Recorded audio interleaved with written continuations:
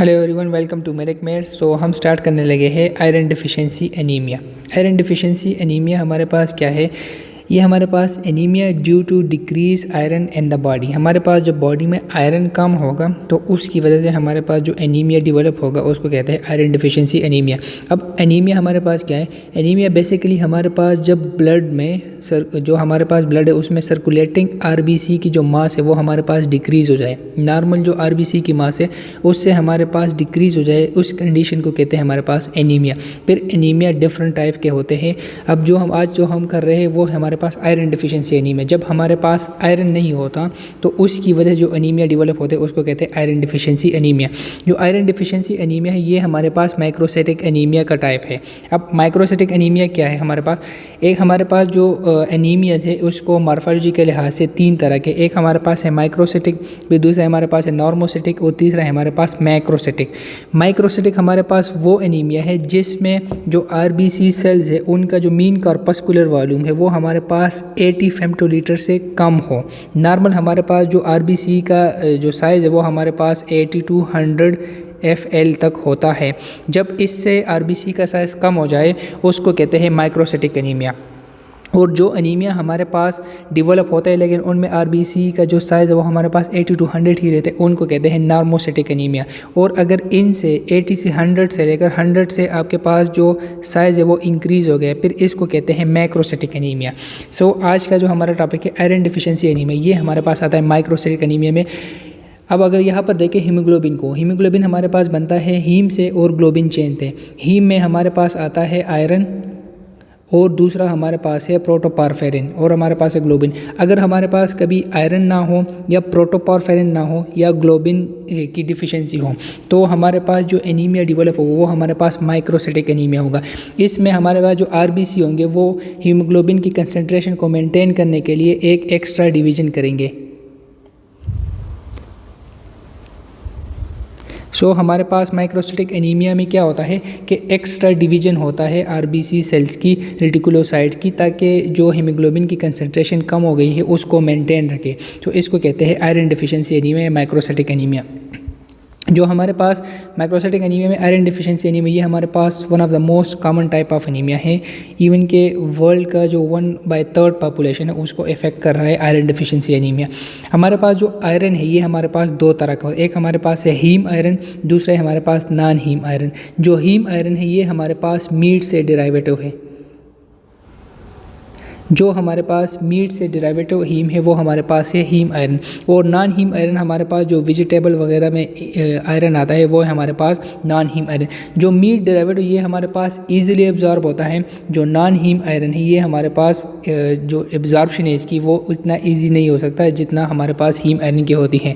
जो जनरल हमारे पास iron body में किस तरह आता है और फिर वो सेल्स तक कैसे जाता है उसकी जो जनरल स्ट्रक्चर है वो इस तरह होता है कि सबसे पहले हमारे पास आयरन की एब्जॉर्प्शन कहाँ पर, वो हमारे पास होता है ड्यूडेनम में। ठीक हो गया? जो हमारे पास ड्यूडेनम है स्मॉल इंटेस्टाइन का फर्स्ट पार्ट है, यहाँ पर आयरन की एब्जॉर्प्शन होती है। और यहाँ पर हमारे पास स्पेशल ट्रांसपोर्टर्स होते हैं जिनका नाम है डाइवेलेंट मेटल ट्रांसपोर्ट 1 ट्रांसपोर्टर, जो हमारे पास एंटेरोसाइट के ल्यूमिनल मेम्ब्रेन पर होते हैं और वो यहाँ से आयरन को ट्रांसपोर्ट करते हैं। लेकिन सबसे पहले क्या होता है, आयरन हमारे पास होता है Fe+3 स्टेट में। यहाँ पर हमारे पास ड्यूडेनम में स्पेसिफिक एंजाइम है और वो एंजाइम का नाम है साइटोक्रोम। तो ये हमारे पास डुओडेनल साइटोक्रोम बी एंजाइम। यहाँ पर ये एंजाइम क्या करता है कि आयरन को Fe+3 से Fe+2 स्टेट में कन्वर्ट करता है। और फिर ये जो Fe+2 स्टेट वाला आयरन है फिर ये थ्रू DMT1 रिसेप्टर्स यहाँ से हमारे पास एंटेरोसाइट में एंटर होता है। फिर जब ये एंटेरोसाइट में आ जाए उससे फिर ये ब्लड में जो ट्रांसपोर्ट है उसके जो बेजल मेम्ब्रेन है, बेजोलेटरल मेम्ब्रेन है एंटेरोसाइट का, यहाँ पर हमारे पास होता है फेरोप्रोटीन ट्रांसपोर्टर और फिर वो ये आयरन को यहाँ से ट्रांसपोर्ट करता है ब्लड में। ठीक हो गया? सो इस तरह आयरन हमारे पास एंटेरोसाइट से करता है। और ये जो एंटेरोसाइट है ये हमारे पास रेगुलेट करते हैं कि बॉडी में कितना आयरन आता है और कितना आयरन आना चाहिए अकॉर्डिंग टू कंसंट्रेशन। फिर इसके बाद हमारे पास आयरन जब एक दफ़ा ब्लड में आए सो ब्लड में एक स्पेशल प्रोटीन है जिसका नाम है ट्रांसफेरिन। ट्रांसफेरिन हमारे पास आयरन के साथ बाइंड हो जाता है और इसको जो स्टोरेज पोर्शंस है उधर लेके जाता है। उनमें हमारे पास एक है बोन मैरो और दूसरा हमारे पास है लीवर। इन दोनों जगहों पर हमारे पास जो आयरन है वो स्टोर होता है। सो जब एक दफ़ा फेरोपोर्टिन के थ्रू आयरन आपके इंटेरोसाइट से ब्लड वेसल में आ गए, ब्लड में फिर ट्रांसफेरिन आयरन के साथ बाइंड हो जाता है और उसको लिवर और बोन मैरो तक लेके जाता है। फिर हमारे पास आयरन जब लिवर और बोन मैरो में आता है वहाँ पर ये स्टोर होता है। और स्टोर किस तरह होता है, यहाँ पर हमारे पास आयरन फेरेटिन के साथ बाइंड हो जाता है और यहाँ पर जो फेरेटिन है वो आयरन के साथ बाइंड हो जाता है और इस तरह आयरन स्टोर हो जाता है। और जब टोटल आयरन जो फेरेटिन है वो सारे एक साथ एक क्लस्टर बनाए थे, इस सारे स्ट्रक्चर को कहते हैं हीमोसिड्रिन। ठीक हो गया। और आयरन को हमारे पास फ्री इजीली इसलिए नहीं छोड़ सकते क्योंकि ये हमारे पास फिर फ्री रेडिकल्स बनाते हैं फेंटोन रिएक्शन के थ्रू। सो हमेशा जब भी आयरन स्टोर होता है वो हमारे पास फेरेटिन के साथ बाइंड होता है। सो ये हमारे पास था नॉर्मल स्ट्रक्चर कि किस तरह आयरन हमारे बॉडी में आता है। अब हमारे पास आयरन डिफिशिएंसी, जब भी हमारे पास यहाँ पर कोई भी मसला हो और हमारे बॉडी को आयरन नहीं मिल रहा हो, आरबीसीज नहीं बन रहे, तो उसको कहते हैं आयरन डिफिशिएंसी एनीमिया। सो उसमें जो काजेज़ है हमारे पास आयरन डिफिशिएंसी एनीमिया के, उसमें दो तरह के काजेज़ हो सकते हैं। एक हमारे पास या तो गट से आयरन की लेक या मतलब जीआईटी से आयरन की जो एब्जॉर्प्शन है वो कम हो सकती है, या इसके अलावा दूसरा ये है कि हमारे पास ब्लड लॉस में आयरन, जो ब्लड लॉस है उसमें आयरन वेस्ट हो रहा है या लॉस हो रहा है। सो सबसे पहले हमारे पास है गट से हमारे पास क्या होता है, सबसे पहले हमारे पास है इन्फेंट्स में क्या होता है कि जो इन्फेंट्स सिर्फ और सिर्फ ब्रेस्ट मिल्क पर गुजारा करते हैं, सिर्फ ब्रेस्ट मिल्क पीते हैं, तो उनमें आयरन डिफिशिएंसी डेवलप होती है क्योंकि हमारा जो ह्यूमन मिल्क है उसमें आयरन कम होता है, ह्यूमन मिल्क में आयरन कम होता है। और इन इन्फेंट्स में हमारे पास जो मदर से आयरन आता है, जो स्टोर आयरन इनमें होता है वो हमारे पास अप टू 6 मंथ तक ही होता है। 6 मंथ के बाद ये सारा आयरन डिप्लीट हो जाए जो मदर से है। और अगर उसके बाद भी ये सिर्फ और सिर्फ ब्रेस्ट मिल्क पर ही अपना गुजारा कर रहे हैं, सो उसमें आपको आयरन नहीं मिलेगा क्योंकि ह्यूमन मिल्क में आयरन कम होता है। सो इस तरह के बच्चों को फिर आयरन सप्लीमेंट्स, जो आयरन कंटेनिंग फूड होता है वो देना होता है। दूसरा हमारे पास है पुअर इंटेक। अगर आपकी इंटेक पुअर हो या आयरन वाले खुराक आप नहीं खाओगे तो उससे आपको आयरन डिफिशिएंसी एनीमिया होता है। प्रेगनेंसी में आपको आयरन की बहुत ज़्यादा ज़रूरत होती है। फिर उसके बाद है अगर माल न्यूट्रिशन कंडीशंस हो गए, माल न्यूट्रिशन फिर उसके बाद है आपके पास मतलब खुराक वगैरह अगर आपके सही नहीं, एनोरेक्सिक पेशेंट हो या इसके अलावा कुछ और, तो उसमें आपके पास आयरन नहीं मिलेगा से। या अगर माल एब्जॉर्प्शन हो या गैस्ट्रेक्टमी हो। माल एब्जॉर्प्शन में आपके पास कोई भी ऐसी डिजीज़ जो आपके डुओडेनम को इफेक्ट करते हैं, फॉर एग्जांपल सीलिक डिजीज़, जिसमें आपका डुओडेनम इफेक्ट होगा, सो उससे आपका आयरन एब्जॉर्ब नहीं होगा। या अगर आपके पास गैस्ट्रेक्टमी हो। अब गैस्ट्रेक्टमी में आपके पास क्या होता है कि एसिड आपके पास कम होता है। जब एसिड आपके पास कम होता है सो आयरन आपके पास Fe+3 स्टेट में, और Fe+3 स्टेट में आपके पास आयरन एब्जॉर्ब नहीं होता। जो एसिड होता है वो आपके पास आयरन की जो स्टेट है वो Fe+2 स्टेट बरकरार रखता है। सो जब गैस्ट्रेक्टमी होगा सो आपके पास आयरन की स्टेट Fe+3 होगा, जो आपको आयरन एब्जॉर्ब नहीं होगा, सो इससे आपको आयरन डिफिशिएंसी एनीमिया होगा। ये तो आपके पास थे लैक ऑफ आयरन। फिर उसके बाद है लॉस फ्रॉम द ब्लड, उसमें पेप्टिक अल्सर हो सकता है, मेनोरेजिया या एबनॉर्मल या हैवी मेंस्ट्रुएशन जो होता है उसमें आपसे ब्लड लॉस होगा, तो उसमें आपका आयरन डिफिशिएंसी होगी क्योंकि आयरन लॉस हो रहा है। हुकवर्म इन्फेस्टिगेशन, इसमें आपके पास क्या होता है कि आपके इंटेस्टाइन में हुकवर्म आ जाते हैं और वो आपसे ब्लड के एंटीकोगुलेंट बनाते हैं, ब्लड ले लेते हैं। इनमें दो जो स्ट्रक्चर है हमारे पास, जो दो ऑर्गेनिज्म है वो एक हमारे पास है एनकाइलोब्लास्टोमा डुओडेनाले और दूसरा हमारे पास है निकेटर अमेरिकैनस। ये दो जो ऑर्गेनिज्म ये मोस्ट इंपॉर्टेंट है हमारे पास हुकवर्म में, जो कि आयरन डिफिशिएंसी एनीमिया के कॉज में आ सकते हैं। तीसरा हमारे पास है कोलोन कैंसर और लास्ट वन है हमारे पास हेमोरॉइड्स। सो इन सारे स्ट्रक्चर में हमारे पास ब्लड लॉस होगा और इसकी वजह से हमारे पास आयरन डिफिशिएंसी एनीमिया डेवलप होगा। सो जब आयरन डिफिशिएंसी एनीमिया होता है तो उसके क्लिनिकल फीचर्स आपके पास पेशेंट में क्या क्या होंगे। सो क्लिनिकल फीचर में हमारे पास दो तरह, एक हमारे पास है जनरल एनीमिया वाले फीचर जो जितने भी एनीमियाज होंगे उन सब में होंगे, और फिर कुछ स्पेसिफिक होते हैं जो आयरन डिफिशिएंसी के लिए स्पेसिफिक है या हर एक डिजीज़ के लिए स्पेसिफिक। जो जनरल सिम्टम है उनमें आपके पास मसल वीकनेस होगा, फटीग होगा, डिस्पनिया होगा, हेडेक होगा, पेल स्किन होगा, इसके अलावा एंजाइना होगा, पेल कंजक्टिवा जो आपका पेल जो आइज़ है उसकी कलर चेंज हो जाएगी, और टैकीकार्डिया होगा। जब आपके पास जनरल एनीमिया के सिम्टम्स है आपके पास हर एक एनीमिया में ये सिम्टम आपको नज़र आएंगे। फिर आयरन डिफिशिएंसी एनीमिया के स्पेसिफिक फीचर्स है, उनमें आपके पास एक है ब्रिटल एंड क्रैक नेल्स। जो नेल्स होंगे वो आपके पास ब्रिटल होंगे और क्रैक होंगे, ये आपके पास मोस्ट कॉमन है। लेकिन इसके अलावा आपके पास आयरन डिफिशिएंसी एनीमिया में एक और स्पेसिफिक सिम्टम आ रहा है, वो है आपके पास कैलेंचिया। कैलेंचिया में आपके पास क्या है, स्पून शेप नेल।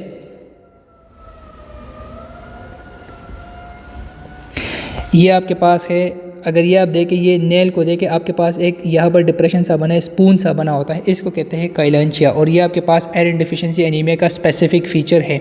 सो आपके पास कैलेंशिया होगा। इसके अलावा जो आपके टंग के पपिल्ले उनकी एट्रोफी हो जाएगी, आपको प्लेन टंग मिलेगा, उसमें आपके जो पपिल्ले है उसकी एट्रोफी हो जाएगी। इसके बाद हमारे पास एंगुलर स्टोमेटाइटिस। एंगुलर स्टोमेटाइटिस हमारे पास क्या है, जो हमारे पास माउथ है उसके दोनों साइड पर यहाँ पर इरोजन होगा या एक कॉर्नर पर होगा, इसको कहते हैं एंगुलर स्टोमेटाइटिस। और लास्ट हमारे पास है पाइका। पाइका हमारे पास एक साइकोलॉजिकल कंडीशन है जिसमें हमारे पास पेशेंट कुछ भी खा लेता है, उसको एक ड्राइव रहता है वो कि बस मुझे कहीं ना कहीं से आयरन मिले। तो उसकी कंडीशन में, उस सिचुएशन में वो कुछ भी खा सकता है, डर्ट थिंग्स, मिट्टी वगैरह सारा कुछ खाता है, ताकि वो ये जो सोचता है कि मुझे आयरन कहाँ से भी मिले। और लास्ट वन हमारे पास है पल्मर विंसन सिंड्रोम। सो पल्मर विंसन सिंड्रोम में भी आपके पास आयरन डिफिशिएंसी एनीमिया हो गई। यहाँ पर क्या होता है, ये आपके पास एसोसिएटेड होता है एसोफेगल वे, जो आपका एसोफेगस यहाँ पर वेब सा बना होता है। सो इसमें आपके पास ये जो प्रेजेंट करता है पल्मर विंसन सिंड्रोम, इसके 3 स्पेसिफिक ट्रायड ऑफ सिम्टम्स है। वो हमारे पास है कि एनीमिया, एनीमिया हमारे पास कौन सा होगा, iron deficiency anaemia. Second one है हमारे पास डिस्फेजिया। डिस्फेजिया मीन्स के डिफ़िकल्टी इन स्वॉलिंग, डिस्फेजिया। और लास्ट वन है हमारे पास बीफी रेड टंग।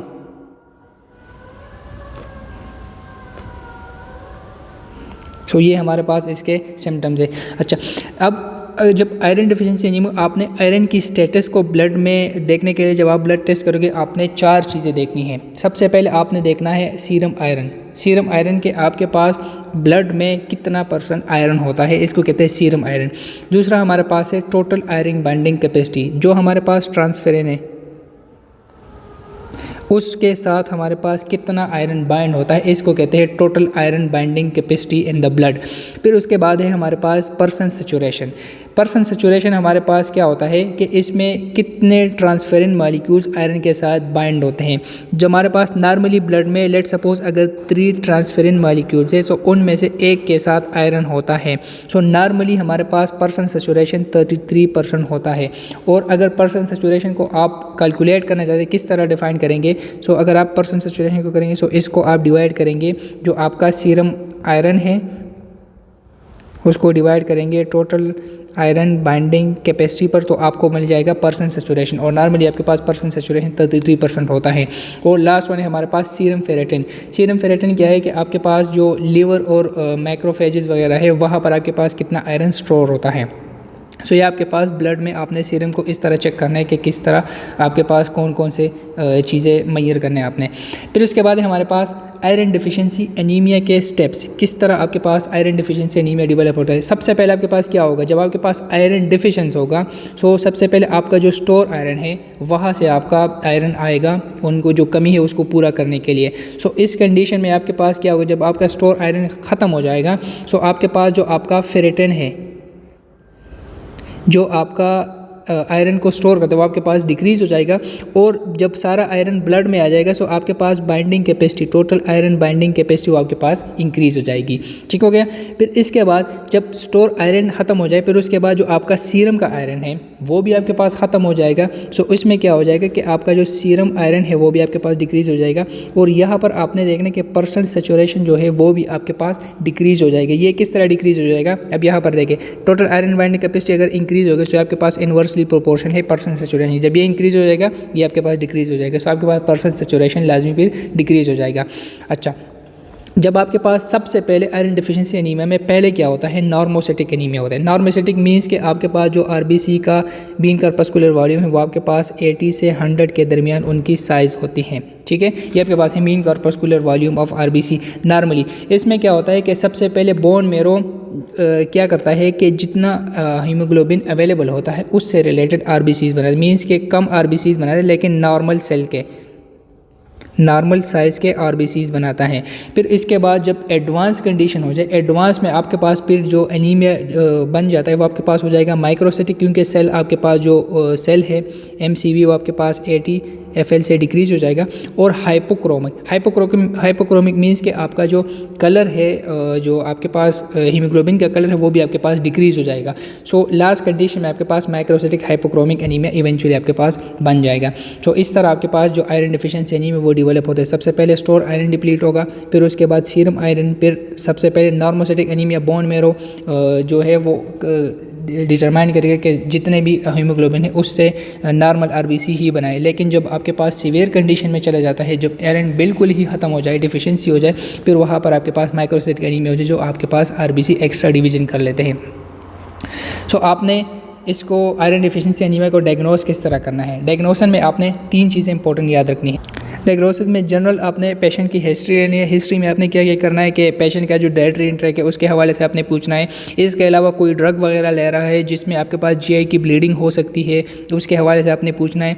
और तीसरा आपने क्या है कि अगर फीसेस वगैरह में ब्लड वगैरह आता है या नहीं। फिर उसके बाद आपने एग्जामिनेशन करना है। एग्जामिनेशन में आपने देखना है एनीमिया को और उसके जो आयरन डिफिशिएंसी एनीमिया के जो फीचर्स है उनको आपने डिफरेंशिएट करना है। इसके अलावा आप रेक्टल एग्जामिनेशन कर सकते हैं और स्प्लीन को पल्पेट कर सकते हैं, क्रॉनिक जो हमारे पास लीवर डिजीज़ है उसको रूल आउट करने के लिए। और लास्ट वन है हमारे पास लैब इन्वेस्टिगेशन। ये आपके पास इंपॉर्टेंट है। लैब इन्वेस्टिगेशन आपने आयरन डिफिशिएंसी एनीमिया में क्या क्या करना है। सबसे पहले आपके पास जो ब्लड होगा स्मीयर, उसमें आपके पास क्या होगा, माइक्रोसाइटिक एनीमिया। जो आरबीसी वो आपके पास माइक्रोसाइटिक होंगे, ठीक हो गया, आपके पास होंगे माइक्रोसाइटिक लेस देन 80 FL हो गए, ठीक है। फिर उसके बाद होगा आपके पास हाइपोक्रोमिक, जो आपका मीन कार्पस्कुलर हीमोग्लोबिन है वो आपके पास कम हो जाएगा, 27 पिकोग्राम हो जाएगा, 27 पिकोग्राम से डिक्रीज हो जाएगा। नॉर्मल आपके पास इतना हीमोग्लोबिन होता है, मीन कार्पस्कुलर हीमोग्लोबिन, तो आपसे ये डिक्रीज हो जाएगा। सो आपके पास जो कलर होगा वो आपके पास ख़त्म हो जाएगा। अगर आप यहाँ पर देखें, ये आपके पास लेट सपोज एक आरबीसी, ये सारे जितने भी आरबीसी इनका जो कलर है वो आपके पास डिक्रीज है, इनको कहते हैं हाइपोक्रोमिक आरबीसी। फिर उसके बाद आपका फेरेटिन वो आपके पास लाजमी डिक्रीज, क्योंकि स्टोर आयरन आपके पास डिप्लीज हो जाएगा, तो फेरेटिन आपके पास कम हो जाएगा। सीरम आयरन वो भी आपके पास कम हो जाएगा। सीरम आयरन आपके पास नॉर्मल जो है वो 100 माइक्रोग्राम पर डेसीलीटर होता है, उससे जो कम होगा वो आपके पास डिटरमाइन करता है आयरन डिफिशिएंसी एनीमिया को। टोटल आयरन बाइंडिंग कैपेसिटी आपके पास यहाँ पर इंक्रीज हो जाएगा, क्योंकि आपके पास फेरेटिन से जो है वो निकल गया है। सो आपके पास जो नॉर्मल एक्टिविटी है आपके पास TIBC का वो 300 माइक्रोग्राम पर डेसीलीटर है, और पर्सर सेचुरेशन वो भी आपके पास डिक्रीज हो जाएगा, 33% नॉर्मल है उससे आपके पास डिक्रीज हो जाएगा। इसके अलावा आपके पास जो फ्री एरिथ्रोसाइट प्रोटोपारफेरिन है ये आपके पास इंक्रीज होएगा। अब ये क्या चीज़ है, जब आपके पास हीम है, हीम में आपके पास 2 चीज़ें, एक आपके पास है आयरन और दूसरा है आपके पास प्रोटोपारफेरिन। जब आपके पास आयरन नहीं होगा सो आरबीसी में आपके पास प्रोटोपारफेरिन इंक्रीज हो जाएगा। प्रोटोपारफेरिन तो बनता जा रहा है लेकिन आयरन नहीं है, तो आपके पास फ्री एरिथ्रोसाइट प्रोटोपारफेरिन की जो लेवल है आपके पास इंक्रीज हो जाएगी, क्योंकि आयरन नहीं है और प्रोटोपारफेरिन बन रहा है।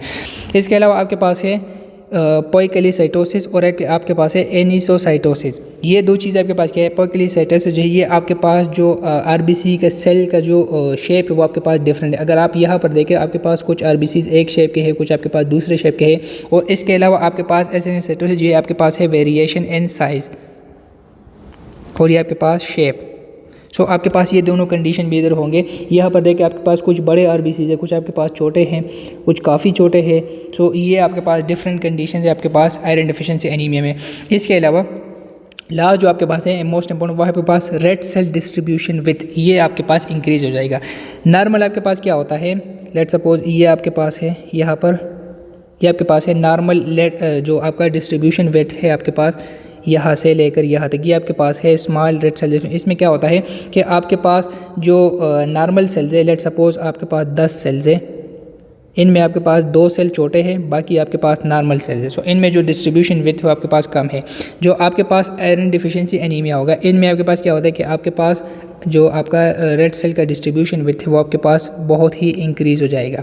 और इनमें क्या होता है कि आपके पास कुछ बड़े सेल्स होते हैं, कुछ छोटे सेल्स होते हैं, उसकी वजह आपका जो डिस्ट्रीब्यूशन विथ है वो आपके पास इंक्रीज़ हो जाएगी, क्योंकि कुछ सेल आपके पास जो एनफ हीमोग्लोबिन रिसीव करे वो आपके पास नॉर्मल सेल बन जाते हैं, लेकिन कुछ सेल जिनको या तो हीमोग्लोबिन बिल्कुल ना मिले या थोड़ा सा मिले तो उनके साइज़ जो है वो आपके पास डिक्रीज़ हो जाता है। सो इस तरह आपके पास रेड सेल डिस्ट्रीब्यूशन विथ जो है आपके पास इंक्रीज़ हो जाएगा। Treatment of iron deficiency anaemia आपने किस तरह करना है, 2 चीज़ें आपने, सबसे पहले आपने ओरल सप्लीमेंट देना है, ओरल आयरन देना है। उसमें आपके पास 2, एक है आपके पास फेरस सल्फेट या आइब्रेट जो है वो आपके पास 500 मिलीग्राम पर डे आपने देने हैं पेशेंट को, और दूसरा आपके पास है फेरस ग्लूकोनेट या संगोबयान 250 मिलीग्राम पर डे। लेकिन आपने हमेशा जब भी आयरन देना है इसको आपने रेगुलरली मॉनिटर करना है। क्यों मॉनिटर करना है, क्योंकि इसकी कंडीशन ये है कि फिजियोलॉजिकली हमारे जो ह्यूमन बॉडी है वो आयरन को एक्सक्रीट नहीं कर सकती, आयरन से अपनी जान नहीं छुड़ा सकती। सो आयरन आपके पास हमेशा बॉडी में बिल्डअप होता जाएगा अगर आपने एक्सेस अमाउंट में दे दिया, और फिर आपको वहाँ पर एलर्जिक रिएक्शन का नज़र आएंगे। सो नॉर्मली आपके पास ह्यूमन बॉडी से आयरन किस तरह लॉस हो सकता है? कुछ आपके पास छोटे से अमाउंट में स्वेट में जो आपकी स्वेटिंग होती है उसमें कुछ आयरन जो है वो लॉस होता है, मेंस्ट्रुएशन में, और आपके पास जो स्किन स्लविंग होता है उसमें आपके पास थोड़ा सा आयरन एक्सक्रीट होता है। लेकिन इसके अलावा आपके पास फिजियोलॉजिकली आयरन आपके बॉडी से एक्सक्रीट नहीं होता, वो आपके पास वहाँ पर बिल्डअप होता है। सो आपने जब भी आयरन देना है तो आपने उसमें मॉनिटर करना है एलर्जिक रिएक्शन वगैरह को, उन सबको रूल आउट करना है। इसके अलावा अगर आपके पास सीवियर आयरन डिफिशिएंसी हो या आपके पास सीवियर नीड हो, फॉर एग्जांपल प्रेगनेंसी वगैरह हो, या जो बंदा ओरल सप्लीमेंट नहीं ले सकता एब्डोमिनल पेन की वजह से या कुछ और कंडीशन, तो आप उसको फिर आईवी इंजेक्शन दे सकते हैं। उनमें आपके पास है 2 इंजेक्शन, वेनोफिर है और इंजेक्शन मोनोफिर है। लेकिन हमेशा इनसे पहले आपने टेस्ट डोज देना है। जब इनको इंजेक्शन को देना है उससे पहले आपने टेस्ट डोज देना है, आपने उसमें थेरेप्यूटिक डोज देना है। थेरेप्यूटिक डेज देना है 5 से 10 मिनट के अंदर अंदर, और आपने उसमें देखना है कि पेशेंट कोई allergic response, allergic reaction show कर रहा है या नहीं। अगर एलर्जिक रिएक्शन शो नहीं कर रहा फिर उसके बाद आप इसकी नॉर्मल डोज पेशेंट को चढ़ा सकते हैं, लेकिन अगर एलर्जिक रिएक्शन पेशेंट में आए तो फिर आपने इसको नहीं देना। सो ये था आपके पास iron deficiency anaemia. I hope आपको इसमें कोई भी मसला नहीं होगा। अगर आपको ये वीडियो इंटरेस्टिंग लगी तो वीडियो को लाइक करें, कमेंट करें और चैनल को सब्सक्राइब करें फॉर मोर इन्फॉर्मेशन।